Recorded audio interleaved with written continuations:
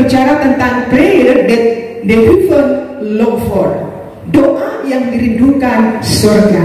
Kita baca saja firman Tuhan 2 Tawari pasal 7 ayat 14. Dan umatku yang atasnya namaku disebut merendahkan diri, berdoa dan mencari wajahku, lalu berbalik dari jalan-jalannya yang jahat, maka Tuhan akan mendengar dari surga dan mengampuni dosa mereka serta memulihkan negeri mereka. Puji Tuhan.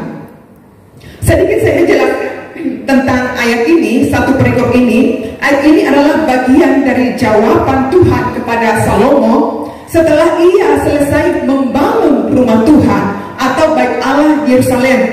Tuhan menampakkan diri kepada Salomo yang kedua kali pada konteks ayat ini kepada Salomo dan memberikan janji serta peringatan.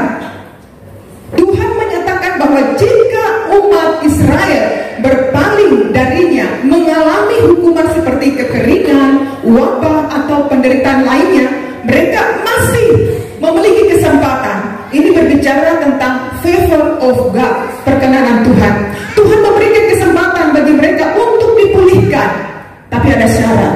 Jika mereka datang bertobat dengan sungguh-sungguh. Saudaraku yang dikasihi oleh Tuhan Yesus Kristus, tentu ayat ini bukan hanya berlaku pada bangsa Israel pada zaman Salomo pada waktu itu, tetapi juga menjadi prinsip rohani kita yang tetap relevan bagi setiap orang percaya pada saat ini. Saudara berbicara tentang doa, tadi saya katakan prayer that the heaven long for, doa yang dirindukan surga. Tentu apa sih itu doa? Semua kita sebagai orang percaya, kita tahu bahwa doa adalah cara kita berkomunikasi dengan Tuhan. Doa adalah nafas hidup orang percaya. Kita semua tahu. Namun tidak semua orang menyadari bahwa pentingnya doa itu dalam hidupnya. Tahukah saudara, ada jenis doa tertentu yang begitu berkenan di hadapan Tuhan. Doa yang bukan hanya dipanjatkan dengan bibir saja. Ada lagu katakan kan, lain bibir, lain di hati. Hanya lip service. Bukan itu yang Tuhan lihat, tetapi yang keluar dari hati yang benar di hadapan Tuhan. Doa seperti inilah yang dirindukan surga. Amin Bapak Saudara. Jangan kita hanya mendefinisikan doa hanya sebagai keluhan-keluhan kehidupan kita. Kita datang kepada Tuhan, mengutarakan semua beban berat kita kepada Tuhan. Hanya kita yang berbicara, Tuhan, pergumulan saya dan lain sebagainya. Jangan kita lupa apa itu esensi doa. Doa sebagai relationship dengan Bapa dan Anak. Lewat doa ada kerinduan yang dalam datang bersekutu dengan Tuhan. Lewat doa ada pujian penyembahan, yaitu keintiman dengan Bapa. Jadi hati kita bertemu dengan hati Bapa. Ada keselarasan, Bapak Saudara. Satu ilustrasi, bayangkan seorang ayah yang sangat menyayangi anaknya yang merantau atau berpendidikan, yang menempuh pendidikannya di luar kota, yang merantau. Jadi orang tua ini sangat merindukan anaknya ini berkomunikasi, memiliki hubungan, ingin mengetahui bagaimana keberadaannya anaknya ini di luar sana, di luar kota sana. Namun si anak jarang menghubungi orang tuanya, Bapak Saudara. Ketika hanya anaknya menghubungi orang tuanya hanya kebutuhan saja, kebutuhan dana. Papa, mama, saya butuh uang, saya butuh dana. Hanya itu, sekedar itu. Ketika dia putus saja, baru dia menghubungi orang tuanya. Bagaimanapun hati sebagai orang tua, dia menunggu komunikasi, hubungan lebih dari sekedar kebutuhan si anak. Demikian halnya hubungan saudara dan saya, yaitu Bapa, lebih dari apa yang kita butuhkan. Lebih daripada itu sebenarnya Tuhan menunggu saudara dan saya dengan segenap hati kita untuk merindukan kepada Tuhan. Bapa ingin merindukan hatimu, kehidupan saudara dan saya, meluangkan waktu untuk bercakap-cakap. Yang menjadi pertanyaannya, mengapa kita harus berdoa, Bapak Ibu Saudara? Mengapa kita harus berdoa? Saya katakan tadi, doa adalah sarana untuk seseorang mengalami pertumbuhan iman dalam kehidupannya. Doa adalah nafas hidup orang percaya. Doa adalah senjata yang terbaik bagi orang percaya. Bahkan doa adalah privilege atau hak istimewa yang Tuhan berikan bagi saudara dan saya. Saudara, Tuhan tidak memberikan doa itu bagi saudara dan saya sebagai beban, tetapi doa, Tuhan merancangkan doa itu bagi saudara dan saya yang mengandalkan Tuhan. Makanya Bapak Ibu Saudara, setiap orang yang mengalami pergumulan berat, mungkin sudah tidak ada lagi jalan keluar, titik terangnya. Solusinya apa Bapak Ibu Saudara? Berdoa. Berdoa. Tidak ada yang bisa kita andalkan. Alasan mengapa kita harus berdoa. Doa ibarat alat charger handphone. Ketika handphone kita sudah lowbat, waktunya harus charger. Diamkan. Jangan lagi dipakai main game. Jangan lagi online. Kalau sudah lowbat merah, itu tanda-tanda warning. Dia harus diamkan itu HP, charge, isi kembali supaya full baterai. Jadi doa alasan mengapa orang percaya harus berdoa. Seperti alat charger, kita duduk di kaki Tuhan. Apa yang kita dapatkan di sana, saudara? Tentu para ibu-ibu yang diandalkan doa, doa, doa. Tidak ada yang lain. Suami-suami, doa, doa, doa. Ketika kita mengalami beban berat, pergumulan berat, tidak ada lagi jawaban, tidak ada lagi titik terang di depan kita. Lari di kaki Tuhan. Apa yang kita dapatkan di kaki Tuhan? Ada kekuatan, ada hikmat. Serahkan semua bebanmu dalam hadirat Tuhan. Bapak Saudara, ada sebuah ilustrasi. Ini cerita orang Batak.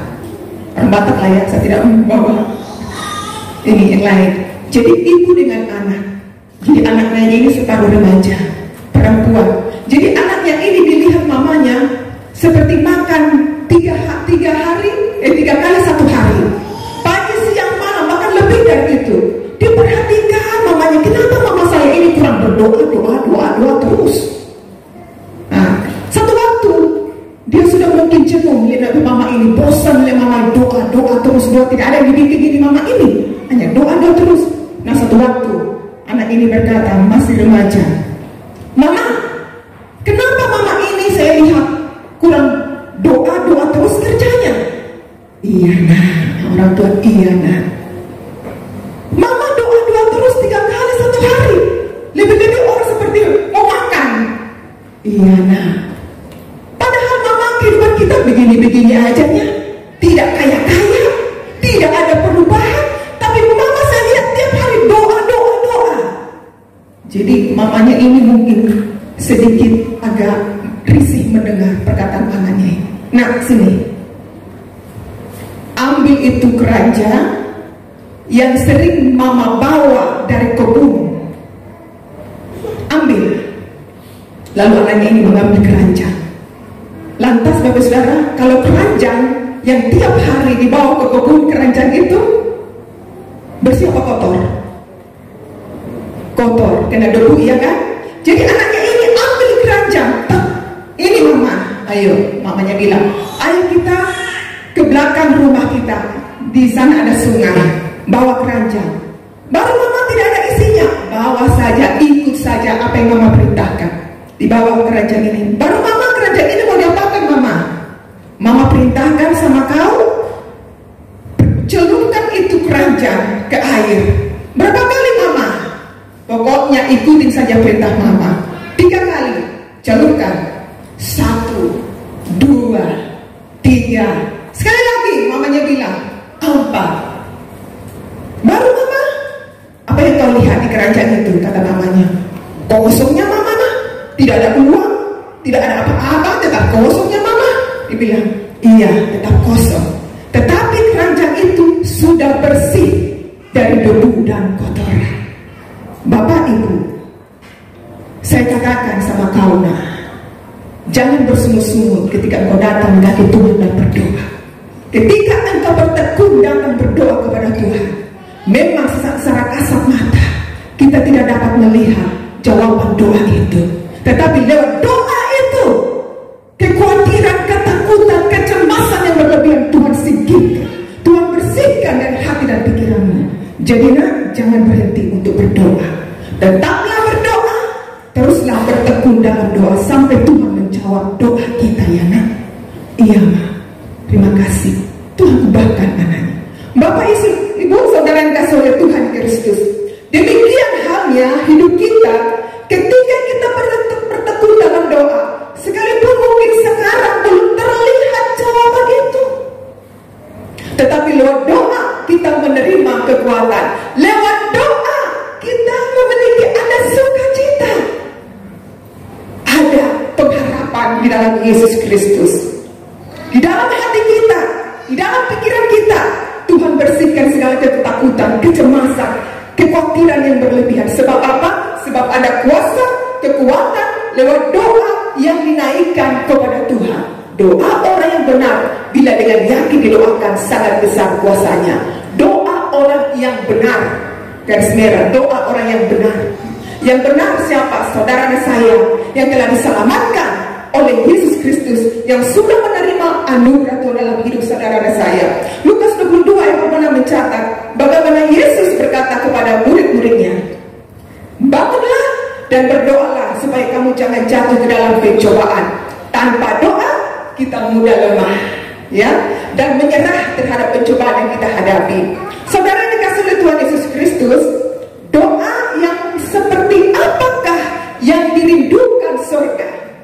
Ada beberapa poin penting perlu kita ketahui dan praktekkan dalam kehidupan kita sebagai orang percaya. Yang pertama, doa yang berasal dari hati dan merendahkan diri di hadapan Tuhan.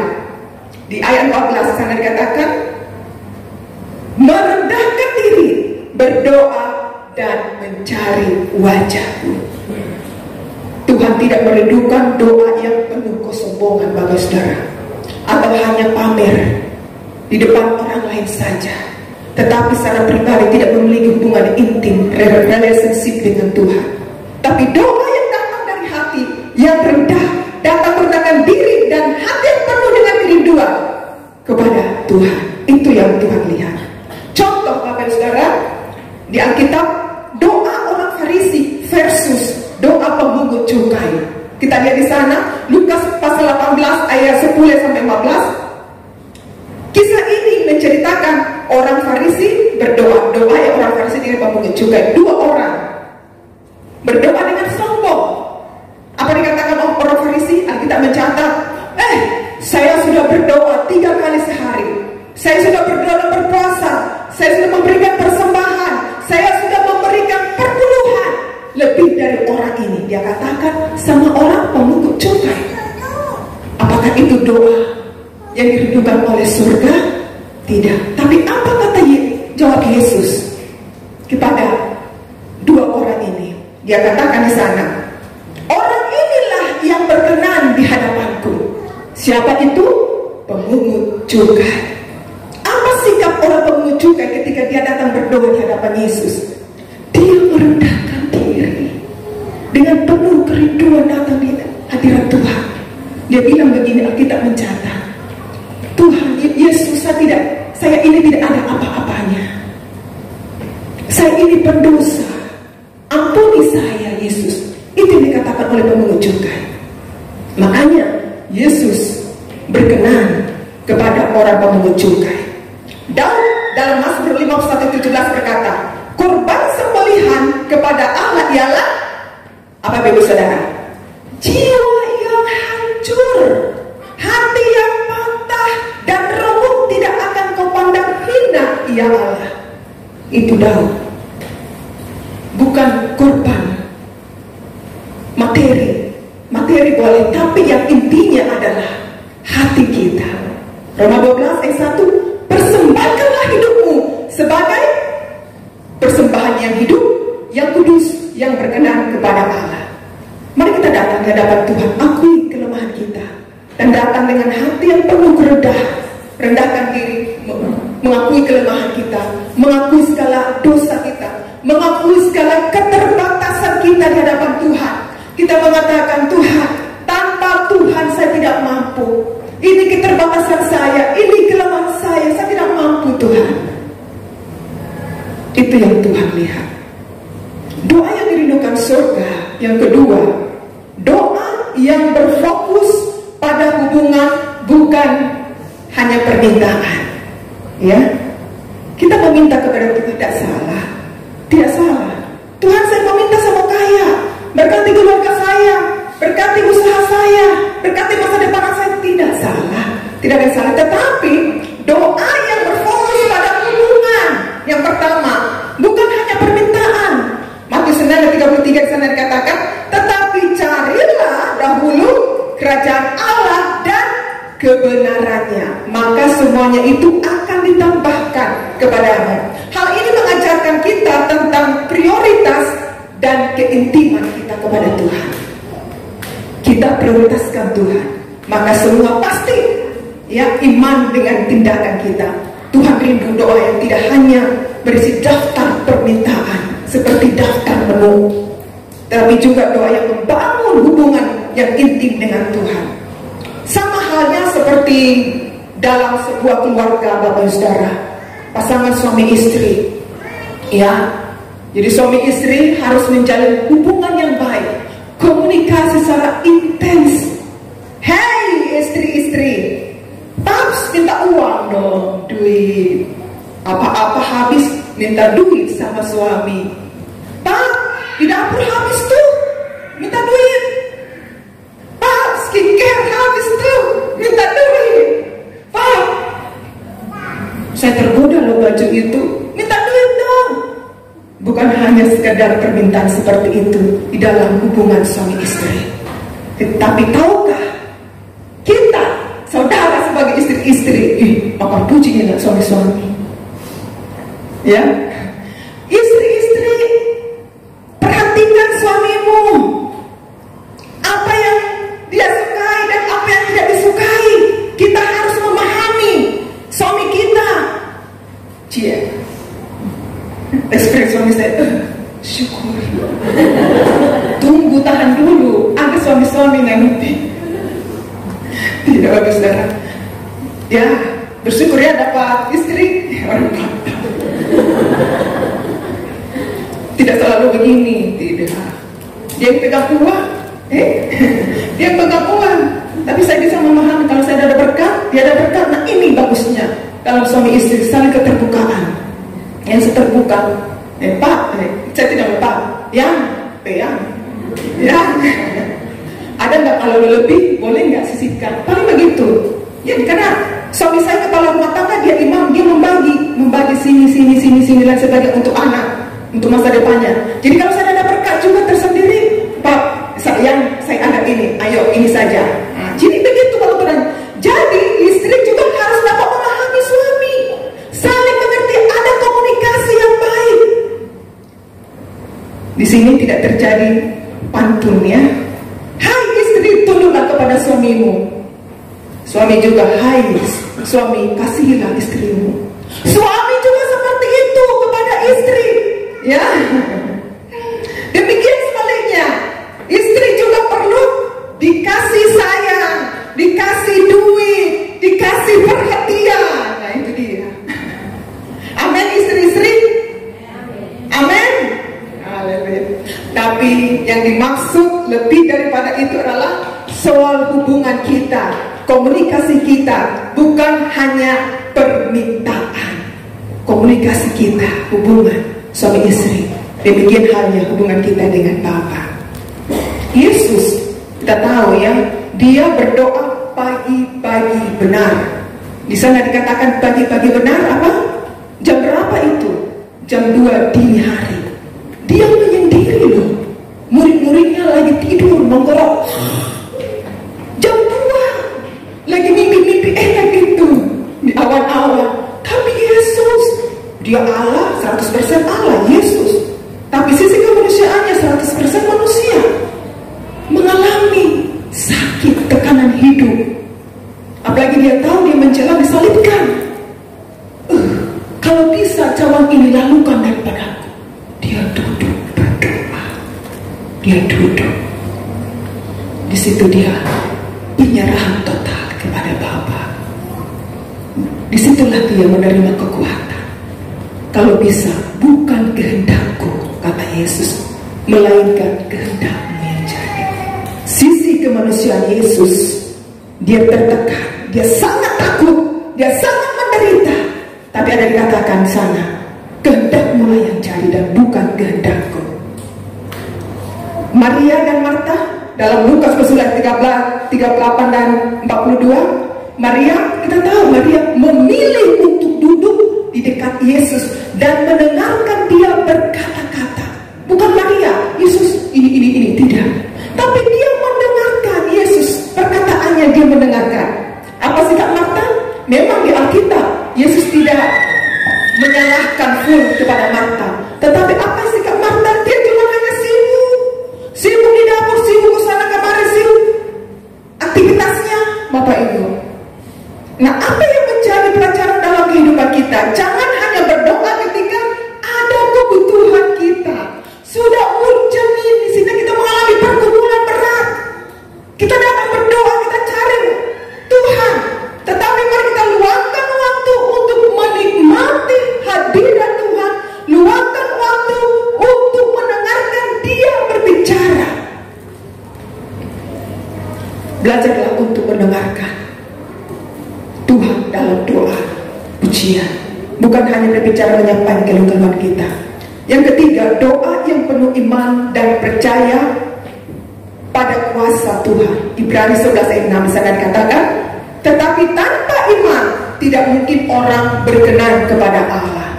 Doa yang dirindukan surga adalah doa yang dipanjatkan dengan keyakinan penuh bahwa Tuhan sanggup menjawabnya tepat pada waktunya. Ya, kita tahu Elia berdoa. Ketika dia berdoa kepada Tuhan untuk supaya hujan turun, apa yang terjadi? Mujizat terjadi. Meskipun langit masih cerah kelihatan secara jasmani, tetapi Tuhan dengan kuasanya dia menurunkan hujan. Dia percaya bahwa Tuhan akan menjawab doa Elia. Kita tahu perempuan sakit pendarahan yang 12 tahun, dengan iman dia percaya kepada kuasa Tuhan. Apa yang terjadi ketika dia bertindak, dia mencamai jubah Yesus, maka mujizat terjadi pada hidup perempuan yang 12 tahun sakit pendarahan. Hana, ya, sekian lama dia tertekan kepada siapa? Penina, ya, Penina, Hana istrinya Lefra. Elkana, ya kan? Hana, berapa lama Hana tertekan karena tidak punya keturunan. Tapi hanya apa yang dilakukan, tindakan apa yang dilakukan, dia datang di rumah Tuhan. Ini sikap Hana ini luar biasa. Tapi memang ini bukan hanya sekedar kitab Hana yang di sini juga mengalami kesaksian nyata, Bapak Ibu Saudara. Berapa tahun kami masa penantian anak kami Axel? 5 tahun, bukan waktu yang singkat. Setelah saya tinggalkan Jakarta, pekerjaan sekuler saya ikut suami panggilan sebagai hamba Tuhan. Pergilah di rumah mertua terkasih sebagai hamba Tuhan gembala di sana. Memasak, mama mantu oseng-oseng, saya iris-iris, potong-potong, bantu mama mantu. Hana, kapan anak ini pas Manado tuh? Halo darling. Hana, kapan anak ini punya anak?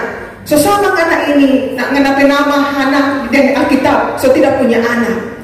Cuman saya jawab dengan lembut, mama, ingat ini, saya ingat. Tidak ada yang mustahil begitu. Tapi dalam hati dia, oh Tuhan, seperti iris-iris, lagi potong-potong bawang.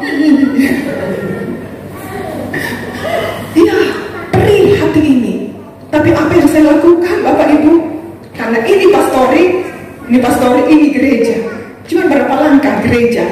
Setiap hari setelah makan siang, saya lakukan itu berhari-hari, saya tidak tahu berapa lama.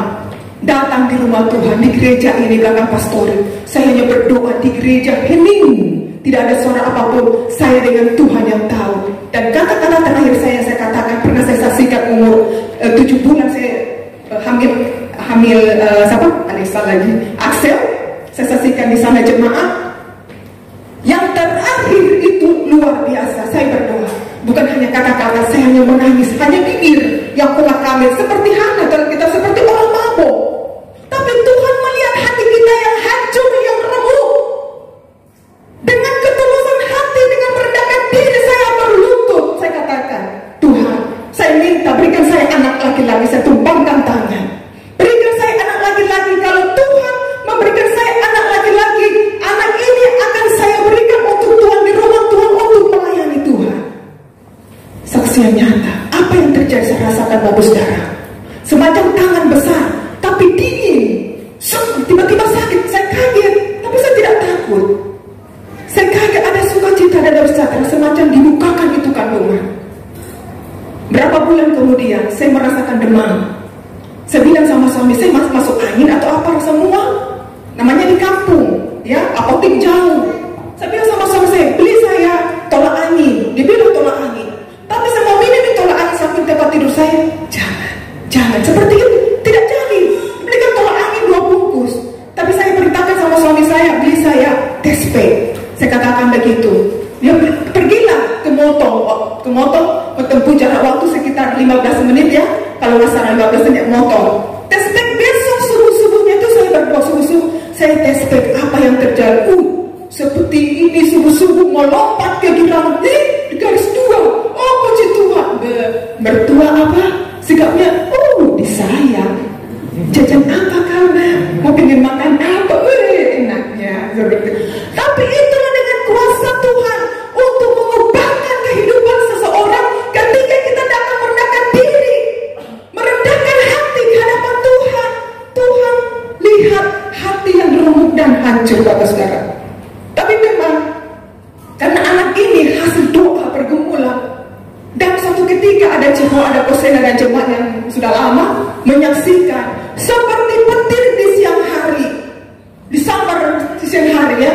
Saya pas ngajar waktu itu di KKLB 1, masih honor. Hari Sabtu sama pimpin ibadah anak-anak waktu itu. Anak saya kecelakaan kakinya. Bapak Ibu bayangkan, saudara sebagai orang tua, apa yang saudara rasakan. Ini seperti tidak ada tulang-tulang. Saya dengar itu super darah. Sampai di rumah sakit saya hanya ojek menyusul karena suami saya sudah dilarikan ke UGD. Saya Tuhan mampukan saya di atas ojek. Tuhan mampukan Tuhan mampukan. Tidak perkara mustahil bagi Engkau. Ketika saya masuk di ruang UGD, Tuhan mampukan saya semacam tidak ada ini tulang-tulang sendi-sendi. Sudah loyo. Tapi ketika saya mendengarkan anak saya berdoa, luar biasa. Dia katakan apa? Dengan suara yang kencang, Yesus tolong saya. Dengan kesakitan yang luar biasa, dari tubuh sampai ke telapak kaki terbelah seperti bandeng yang dibelah. Meleleh itu tulang, kelihatan darah-darah, daging-daging hancur-hancur, Bapak Saudara, secara manusia. Tapi dengan kesakitan, dengan iman dia percaya, diperintahkan surga untuk bekerja di ruangan itu. Dia katakan, saya pasti sembuh Tuhan Yesus. Diperintahkan apa saja, sampai ingat sekarang ini, malaikat-malaikat surga tolong saya. Wow, saya dengar doa anak saya menjadi kuat seperti langsung begitu. Yang tadi lemah, saya dengar itu doa anak ini berseru. Atmosfer itu, ruangan itu berbeda, Bapak Saudara. Saya rasakan ada kekuatan yang luar biasa. Saya bilang, jadilah sesuai dengan imanmu. Puji Tuhan karena anak ini hasil doa. Tapi kelas 2 SD dia tahu berdoa, dan saya pun heran dia bisa berdoa seperti itu. Tapi saya percaya ada kuasa Tuhan yang bekerja dalam hidup kami. Dan inilah kesaksian yang nyata dalam kehidupan saudara saya, bahwa doa itu sangat berkuasa, sangat penting dalam kehidupan saudara saya. Karena doa itu yang memampukan kita untuk tetap kuat berdiri untuk dapat melewati badai tantangan dalam kehidupan ini. Yang terakhir, Bapak Saudara, doa yang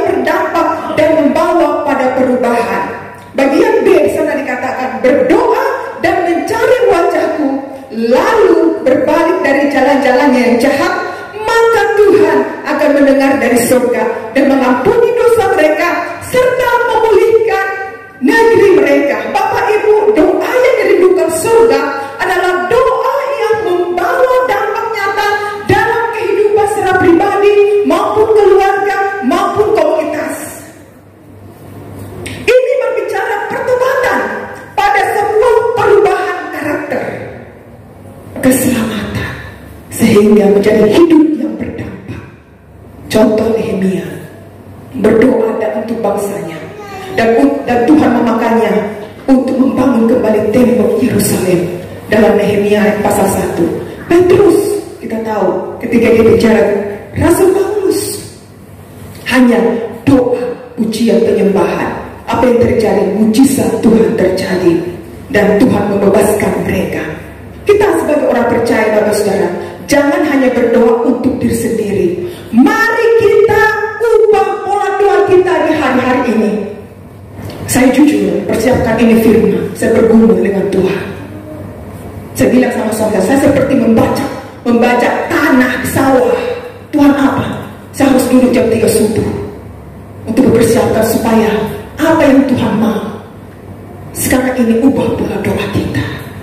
Jangan hanya berorientasi pada diri sendiri. Jangan hanya fokus kepada diri sendiri. Tetapi yang dirindukan oleh surga adalah kita berdoa bagi jiwa-jiwa, bagi generasi-generasi, bagi gereja-gereja. Adakah kita berdoa untuk pemuda-pemudi yang mengalami broken home di luar sana? Apakah kita berdoa bagi mereka, jiwa-jiwa di luar sana yang terpenjara, yang terikat, yang tertekan? Ini yang Tuhan mau di hari-hari ini. Supaya apa?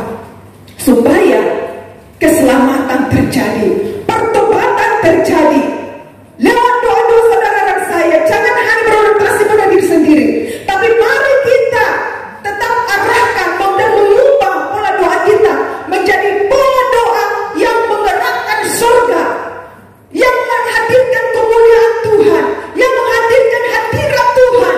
Sehingga apa? Keselamatan, pertobatan, perubahan terjadi dalam kehidupan setiap jiwa-jiwa yang datang kepada Tuhan Yesus Kristus. Berikan tepuk tangan bagi Tuhan. Inilah yang dirindukan Tuhan dalam hidup saudara dan saya. Mari kita tetap bertekun dalam doa. Tetaplah berdoa. Surga merindukan doa kita bukan hanya sekedar doa, yaitu yang rutin atau kosong atau hanya lip service. Tetapi yang pertama, surga merindukan doa kita adalah berasal dari hati yang rendah hati, mau merendahkan diri. Yang kedua, berfokus pada hubungan, bukan hanya pada permintaan. Yang ketiga, penuh iman dan percaya pada kuasa Tuhan. Yang keempat, berdampak dan membawa sebuah perubahan dalam kehidupan saudara dan